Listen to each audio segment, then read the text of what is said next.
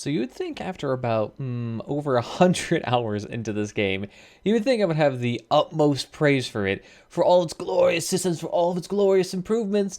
And, there's a lot to talk about, and the opinions are actually a bit more nuanced than what you might think. So let's talk about that real quick.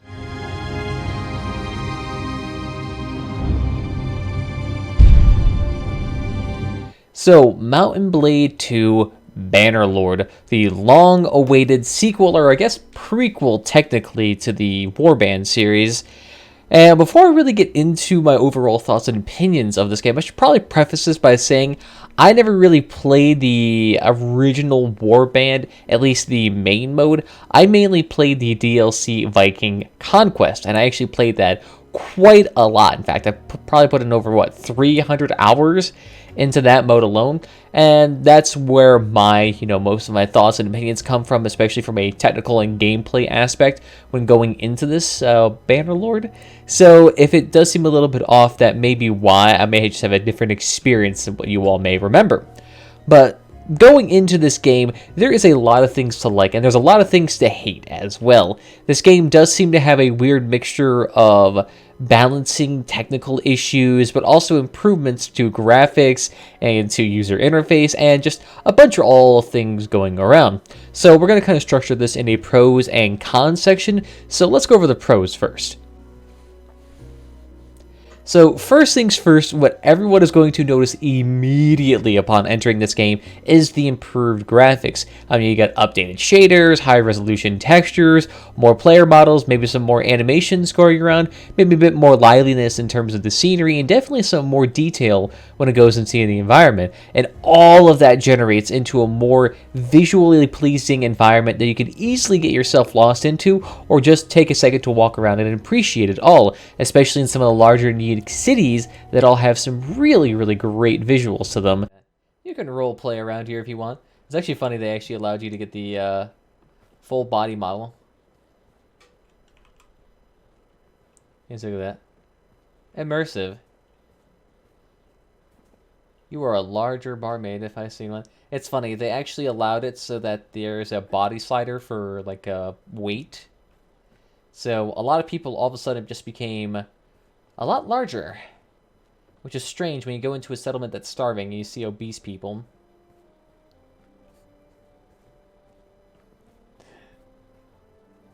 It's pretty good though. I do like the aesthetics here. I love the look of this place. It's unfortunate that I never really get to experience these cities, and these cities are not like fully fleshed out. But I mean, expecting like a fully fleshed out city from a small developer is kind of hard. But it's still pretty good. Hello there. Hello there. Can they have you?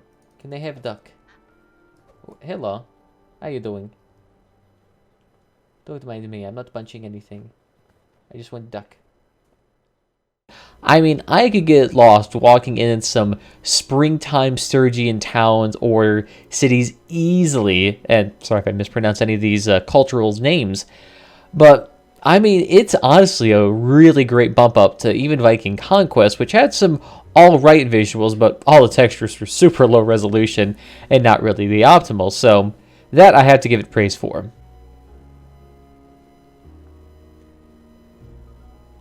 Now, combat has actually been a decent point of upgrading, because in the previous Warband game, especially in Viking Conquest, I can distinctly remember omnidirectional blocking with, say, my two-handed or shield, where I just simply pressed left-click, and I was basically able to block anything from any direction from anything.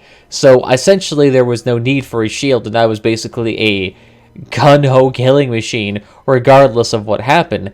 Now, this isn't really the case in Bannerlord, where you do have to actually be a bit more tactful about where you position your weapon, where you position your shield, so that you can actually effectively block things.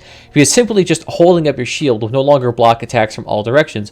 What if they hit from the other side? What if they hit upwards? What if your shield's not high enough and their axe just slightly hits over the shield and still hits your head? These are actually things you have to worry about, so you actually have to fling your mouse to actually block some of these directions, maybe into effectively parry or to chamber block. And So there are a lot of things you actually have to do in order to actually succeed in combat, and often results in a more dynamic and fluid experience that really, if you like combat, this is actually a fairly decent system to get lost into. Now, this may be a change from Warband if you're not maybe used to as high dynamic combat as this, but if you play a game like Mordhau or Chivalry, you might be more at home with it since it may feel more accustomed to you. Now, that being said, it also doesn't really seem to mesh very well with large-scale battles, because say if you're in a giant mosh pit, which often forms because the AI is pretty stupid, it definitely does become very hard to actually effectively do combat, because say you just want to spam overhead swings because that's the only type of angle in which you have free movement in. Well, it's really hard because it's all based around movement and where you actually swing and move your character, and so it becomes very hard to consistently hit overhead or to do a lot of activities. Now, this could just be because it's a learning curve, but more finite controls than that would certainly be more useful. Now, crafting, this is certainly an addition that pretty much every modern RPG game is basically mandatory required to have. I mean, Fallout, yes. Skyrim, yes. I mean, name any game, heck, even Deadpool, that game for a hot second, had mandatory progression and, crafting systems. So it's not necessarily a bad feature to have. It certainly adds to the overall feel to this game, and being able to smelt down weapons into more useful parts, craft weapons for that, or maybe just straight up getting all these bunch of raw materials and crafting a very nice weapon out of that is certainly very, very useful. Now, that being said, it is an extremely primitive crafting system that revolves exclusively around smithing. There is no tailoring, there is no leatherworking, there is no shield making, there is none of that jazz. It's just smithing, and you can only make blades out of it. So if you're a shield person, if you are a bow person, yeah, you ain't really gonna get much mileage out of it, but it's still technically in this game, so it's worth mentioning. Now, mod support, that is actually a thing this game still has, at least not to an official capacity. There is no toolkit or mod creation tool that allows you to effectively and easily create mods. There's mostly just a bunch of fan creations, but either due to the simplistic coding of this game or just the pure fan base of it, there definitely has been a lot of mods coming out to this game, and they are definitely useful if you want to be able to, fix a lot of the underlying issues you may have with this game, or with the balancing, or with any sort of bugs, or etc., etc. It's quite nice to have, a decent chunk of mod support. Now, this could be improved with integration with things like Steam Workshop, so that it's easier to transfer mods between one game to the next, or to handle automatic updates without having to use third or tertiary mod support tools like Vortex or whatever's on the Nexus. So that would be more appreciated, but like I said, it is what it is, and it's still an overall bonus. Now, kingdom and clan management. This is kind of a new thing for me, especially as someone who came from Viking Conquest, to have not only clans, but kingdoms as well. So there's kind of a dual system here in which you have to actually manage both effectively, not only from your own companions to your own feasts, to your own workshops, and to your own influence in your kingdom, and whether or not to enact certain policies, and whether or not you can deal with the certain ramifications of, pissing off your clanmates, which may end up weakening your overall clan if they decide to leave, which is, not really an ideal system. So it does offer quite a bit of dynamics when it comes to management that is quite useful. Now, that being said, when it comes to my small clan that I use to manage a kingdom that owns about 5 castles, because I can't really take cities because I keep crashing, it's definitely a little bit less dynamic than what you would think. There's 35, 40-ish policies that you can enact. Most of them have quite severe penalties or are just not really that useful.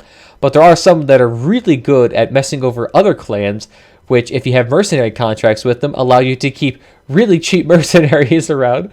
So it's definitely kind of nice if you want to, manage it maybe a bit more scummy than usual. Now, there is also this lovely addition with siege weapons. Now, this is more involved with a combat system mentioned previously, but this is more specific to when you're sieging castles exclusively. Now, these siege weapons are fairly primitive. You can't really adjust their movement very much, and there appears to be 3 tiers with a fire variety, with the fire variety doing more damage to, people in general. But the siege weapons do appear to do something. They're great at attacking walls. They're great at opening up extra pathways for sieging, but are not necessarily, exclusive, or how should I say, they're not necessary in order to actually siege castles. And often they are not terribly effective. Like if you actually go into combat and you throw down a couple of siege weapons like ballistas, trebuchets, and whatnot, the actual combat of them, they're very, very, very, very, very useless. Which seems strange because you'd think, oh, a ballista that has a clear shot of an army would be able to take out 2 or 3 people at a time, but no. Anyone with a shield will be able to block a ballista bolt. So you're just sitting there thinking, how does someone avoid all of that kinetic energy from that large bolt coming at, 100 meters a second, and yet somehow they can absorb it like it doesn't even matter? It's really, really, really weird.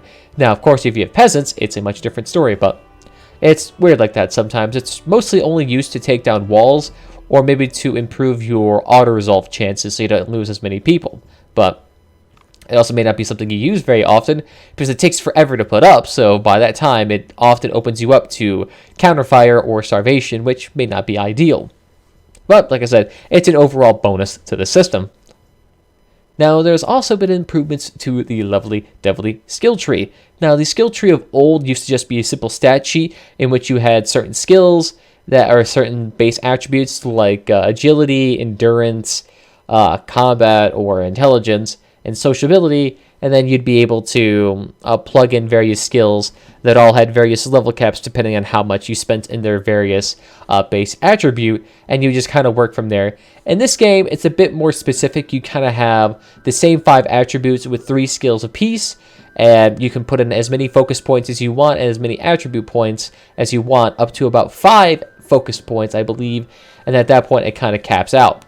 And then, of course, you still have the maximum level of 230. So, really, it's a fairly similar system to what you're used to, just maybe with a bit more, how should I say, friendly UI behind it, which definitely helps out considerably. Now, there's also sub-skills within the skill trees themselves that, depending on certain milestone markers you hit with your skills, you'll be able to choose between 1 to 2 options. Sometimes giving you more options, be like, do I want this skill or do I want that skill? And having that extra player choice is certainly an improvement over just no choice whatsoever. So while it is a fairly primitive, dual or mono choice system, it is certainly something that is nice to have.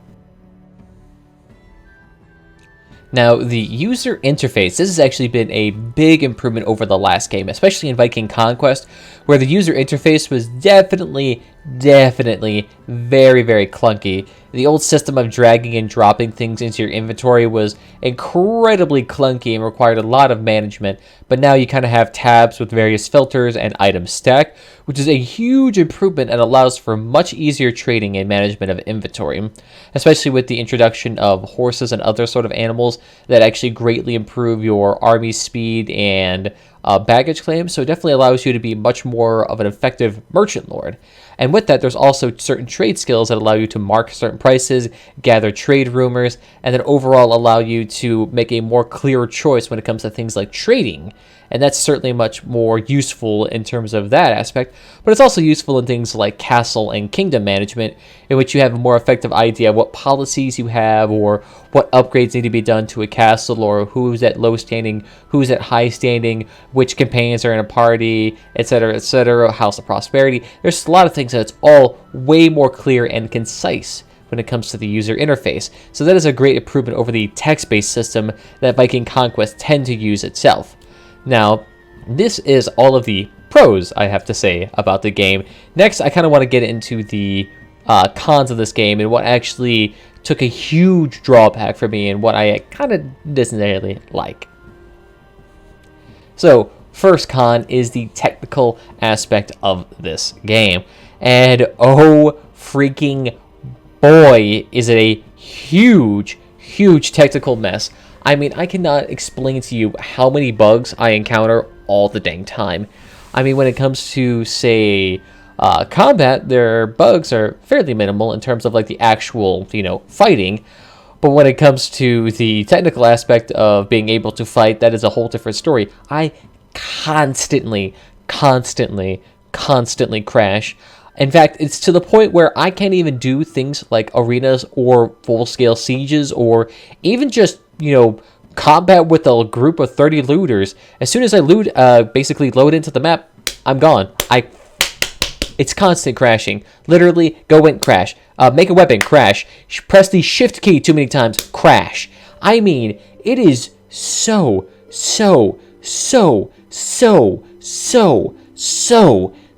bad. Whoo, that is some mighty fine troops. Horsers and horsers, wow.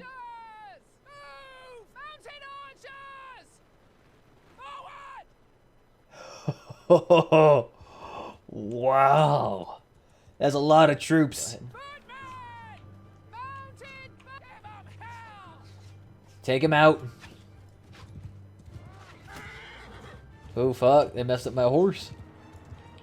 And it crashed. Damn it. Damn it. Oh, I could have had such an epic battle here, and then it's just fucking gone. Ah, God, I can't have any epic fights in this game because it automatically crashes my system. And that, like, defeats half the purpose of this game. Because, while admittedly there is trading, castle management, and other systems in this game, they're so minimal that they cannot offer a decent chunk of fun.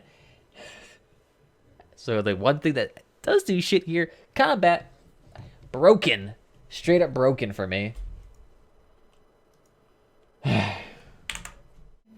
The only device I have in my house that can actually play this game effectively is my busted laptop, which for some reason is way more stable than my fully upgraded actualized desktop that has fairly decent hardware that is way better than my desktop or my laptop, yet for some reason is just really unable to improve my game experience. Like I have more than enough CPU and GPU power to play this game at 4K, maybe 1440p, maybe even 1080p, and be just fine. But for some reason, it's just not in the cards whatsoever, which is kind of unfortunate because then that means an entire whole system to this game is completely left out. I can't do combat. I can't siege. I have to auto-resolve everything. So at that point, what do? I walk around the map, I trade things, I auto-resolve fights, wait for someone to declare war against me, sneakily take a castle or two, and then buy peace back. I mean, that's what I've been doing for 100 hours, essentially. It is so ungodly boring and minimalistic combat. I mean, the vast majority of the entertainment that comes through Viking Conquest is managing your army, micromanaging your army, getting into the battle yourself, and just bashing heads in, yet I cannot do that whatsoever. I can't even do it on a small scale in arenas, where the arenas themselves I crash into. So I can't even interact with that system. So just combat in general is just not a thing I can do. I mean, I was able to do it initially with some small groups of maybe 5 looters, but at that point, I'm just going around in my horse and shooting them all with arrows, and that's not really fun too. And also, I still crashed in those too. With 10 looters, I occasionally crashed. No joke. How? I didn't even have this issue remotely in Viking Conquest. To not nearly this degree. Yet this is just so awful.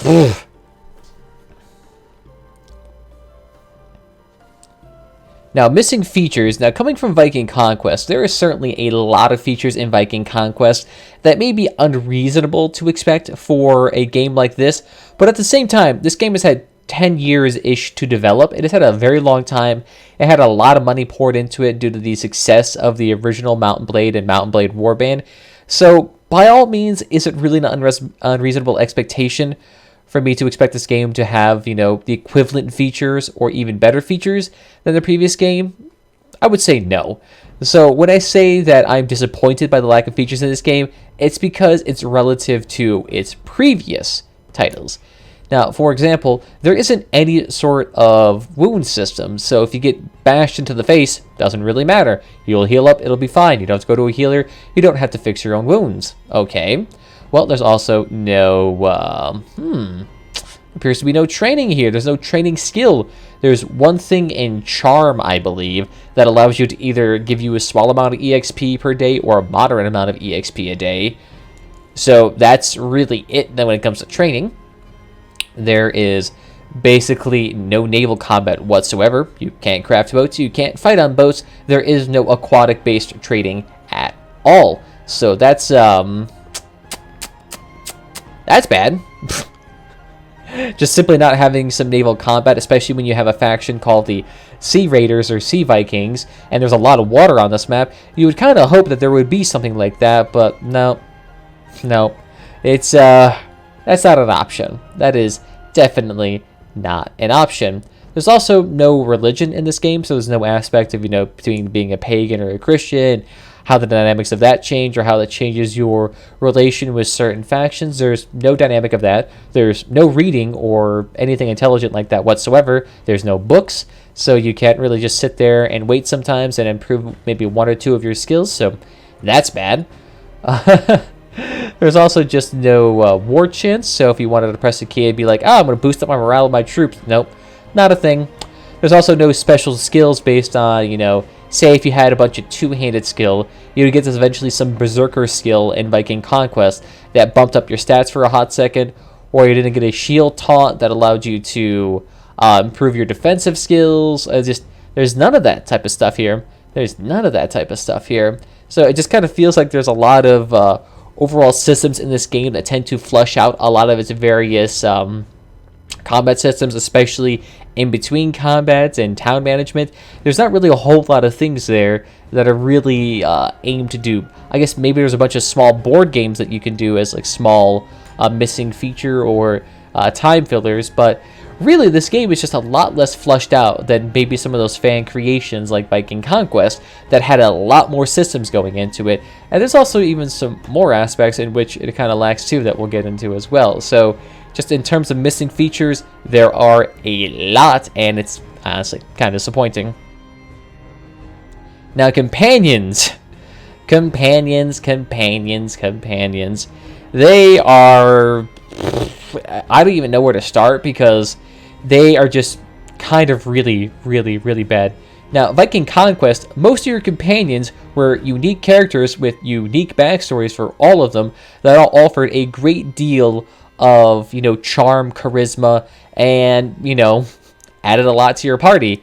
In this game, that's not a case. Your companions are basically template characters that have zero reaction, zero really useful skills, and are really just kind of there so that you can have someone do your fetch quest for you, or deliver herds, or escort merchant caravans, or even just have extra armies so that you have more bodies inside your armies for when you're fighting or to defend your towns.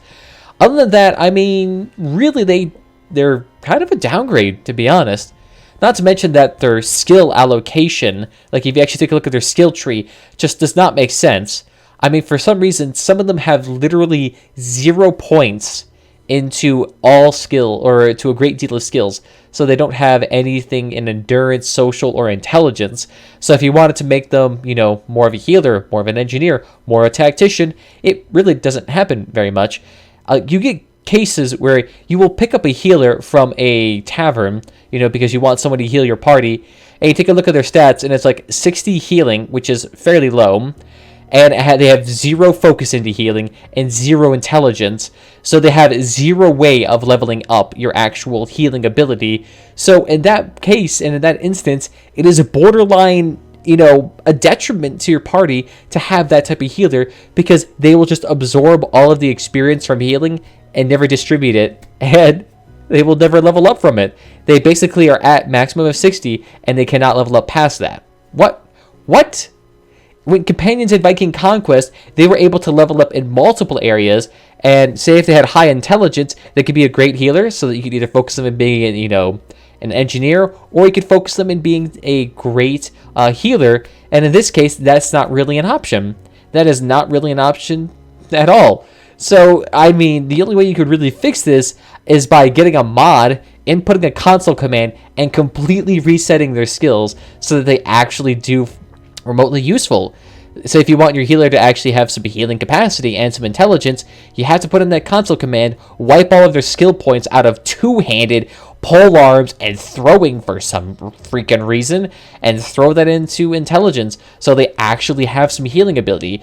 I mean, it's not really a expectation that your healer has to be an ungodly good warrior, so why are they good It just makes no sense. It makes no sense. It blows my mind sometimes. Like, I don't understand why my healer is jacked to the gills and is able to fight so effectively. You're supposed to be healing people, not being able to chop down 7 people at once. That is, I don't even know, it's completely counterintuitive and really bad. It's like they didn't even look at their template characters. They just kind of threw it in at the very last minute without really thinking about it. And it honestly is just bad.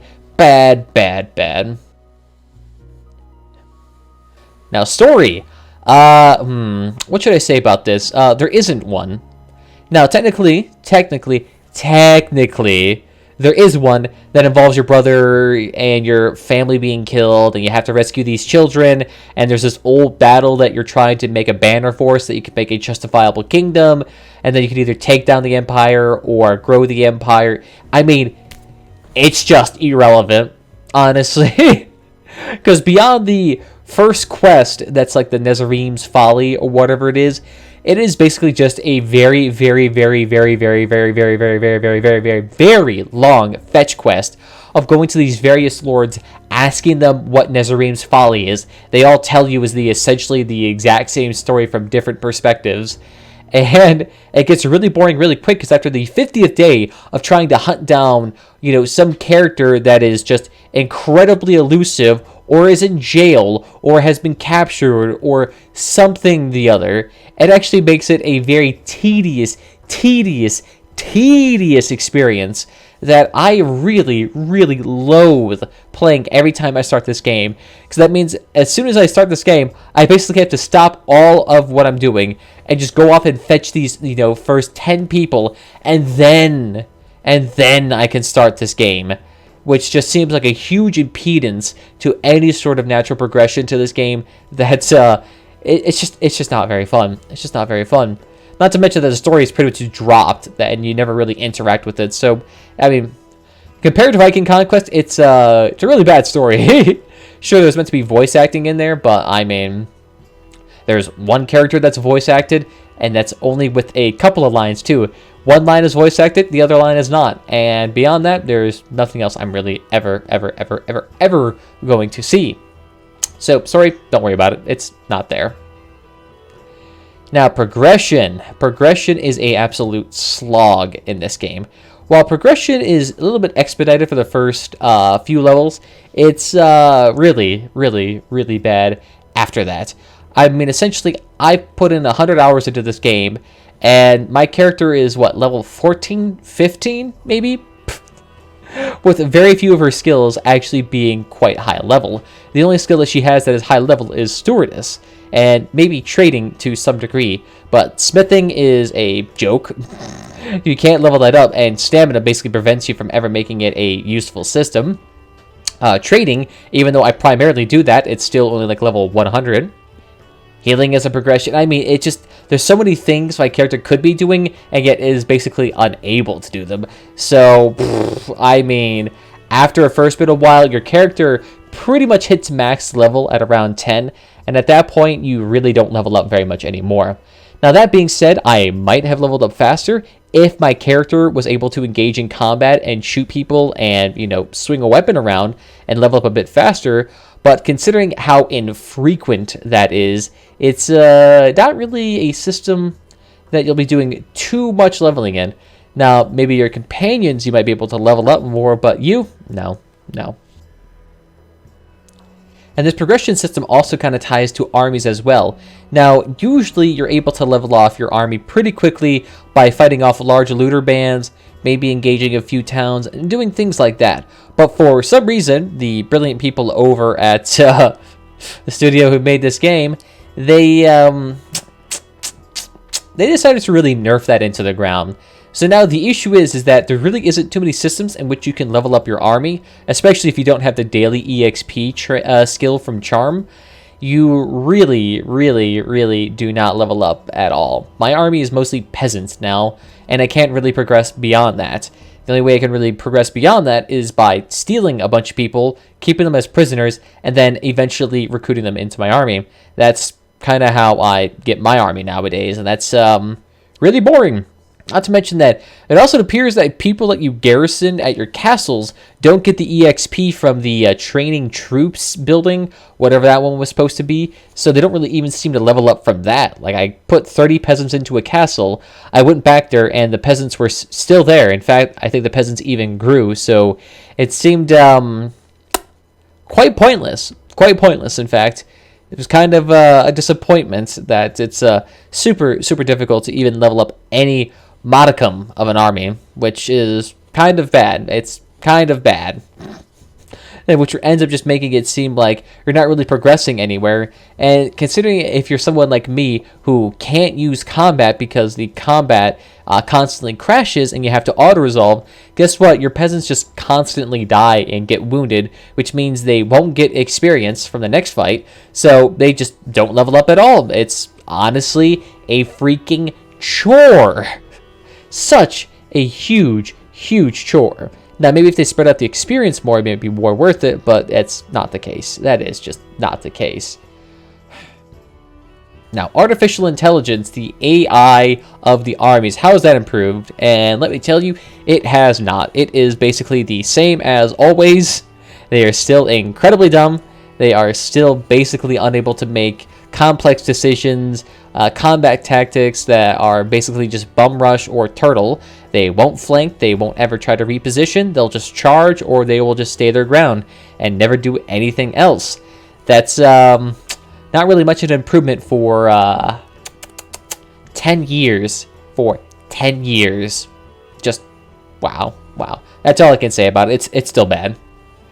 Now, balancing. This has been a thing of contention.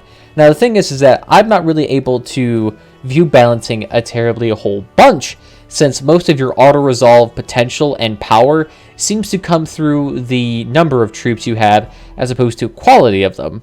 Now, that being said, there has been a bunch of forum posts and people complaining about, oh, hey, the Sturgians have absolutely awful troops that have really bad weapon choice, or two-handed units are basically useless, or cavalry is incredibly overpowered and basically the dominant meta regardless of what happens. So if you know what the meta is, you basically are taking a loss by getting a shielded troop or a two-handed troop or getting an archer. It's honestly more effective just having, 70, 80 cavalry, and you'll be able to take out armies that are way, way, way larger than you. It's honestly kind of pointless to have anything else, and that's honestly kind of sad. Not to mention that you can't really engage in terribly advanced tactics. Like, I can't shield my archers in a giant circle of my, melee troops. It's honestly not really a thing that I can do effectively. So I can't really even do advanced tactics to come around the balance there. And it's honestly just, it's just not ideal. It's not ideal. It's basically the same. That's actually probably worse than Viking Conquest. Now, the economy. It is basically the same as the last game. You go around, you trade things, prices go up and down based on supply and demand, and based on local production. It's nothing really new. If you've played with the economy of Viking Conquest, you've played with the economy of this game. It's basically a one-to-one direct translation, except maybe there's more limits on this, because now you can't have unlimited workshops, and your workshops will be sold if you are at war with a faction for too long, so it's a little bit less convenient, I suppose, and there's less money to be made, which is kind of sucky, but whatever. So it's not really anything to be negative or positive, but I guess it's more of a negative for me, since I can't really engage in combat since it constantly crashes. So it being the only system, and also not being a terribly fun system, nor a very expanded upon or dynamic system, it's just something that you're really not going to care about, especially if any of you guys are easily bored by non-combat things. The economy is just going to be something you probably ignore pretty much outright entirely. So Yeah, not to mention that there's also just weird quirks. For some reason, a pottery shop in every city seems to be more effective at making money than pretty much every other system in here. Even if a town has a local shortage of, say, beer, breweries still make zero money. Say if you have a local shortage of tools, a blacksmith will still make no money. Say if your area has a shortage of wood-based products, still not going to be anything remotely useful. So it's definitely not an expanded upon economy that is, ripe for a lot of dynamic potential. It's more of just like one note, do this, do this, do this, do this, do this, and you'll earn $1 million easily. So it's not really something you're really going to be caring about too much. So, final score. What do I think about this game? Well, I mean, it's a Bannerlord game, or a Mount & Blade game. It's certainly not really a build-up of the predecessor. It's certainly a more graphically intense and prettier version of it, which definitely helps out a lot. But at the same time, it's also a much hollower system that is riddled with huge glitches and bugs that I can't even begin to articulate how many times I have crashed or how many visual glitches I've seen. So it just ends up kind of feeling like a Skyrim when compared to Morrowind, where Morrowind had all these systems in it that made it very dynamic, and then you downgraded to a Skyrim, which is a prettier version that was much more hollow and much less intensive, and you just kind of end up with that similar comparison, except maybe that we don't have a Skyrim level game, we actually have something a little bit less because of all the technical flaws and balancing issues and lack of content and lack of direction. I mean, for 10 years of development, this is not much of a product. That's why for my final score, I'm giving it a solid 3 out of 10. Now, I guess I should probably put this in here just so I don't sound excessively rude. The reason why it is a 3 out of 10 for me is because I legitimately cannot play half this game. I legit cannot siege castles. I legit cannot combat with people. I cannot go out into the field and sit there and slice and dice people. I can barely do arenas, and the occasional Mountain Bandit, Forest Bandit, or Sea Raider base, that crashes too. So legitimately, I cannot do combat in general, which is a huge, huge portion of this game. Without that, I mean, you're looking at pretty much the only thing you can do is castle management, merchant lord, auto-resolve. I mean, how fun do you think those systems can be? They're not very fun to begin with. And not to mention, there isn't that much life within them to begin with. So it's not like you can sit there and trade in between cities forever and ever and ever and ever and ever and ever and expect someone to actually maintain a modicum of sanity. So that's why it would actually be the 3 out of 10. Now, that being said, if you are a person that does get lucky and doesn't have these massive technical issues, by all means, you'll probably have a way better experience. It'll probably be somewhere up there in the 5 out of 10, 6 out of 10 region even, an average to an above average game, if you can actually get in combat. That's an if, though, because if you continuously crash like me, well, that's completely a non sequitur to begin with. So, I mean, like I said, that's just my opinion of the matter, and if the game changes, if it actually becomes balanced, if I can actually do combat, then this whole issue is going to be remedied, and maybe I'll put like an addendum on the review itself in the comments or the description.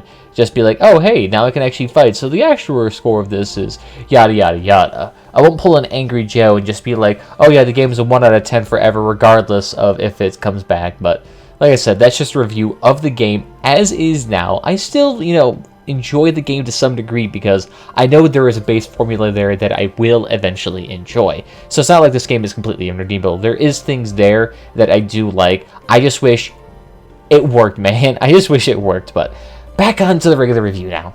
Let me know what you guys think about that. Is that a fair score to give this game? Is it a bit too harsh? Let me know what you guys thought about this game down below.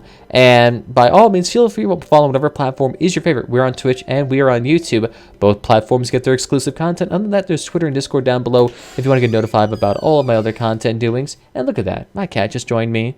I think that's a good note to end on. How you doing, Butters? See you guys later next time. Bye-bye.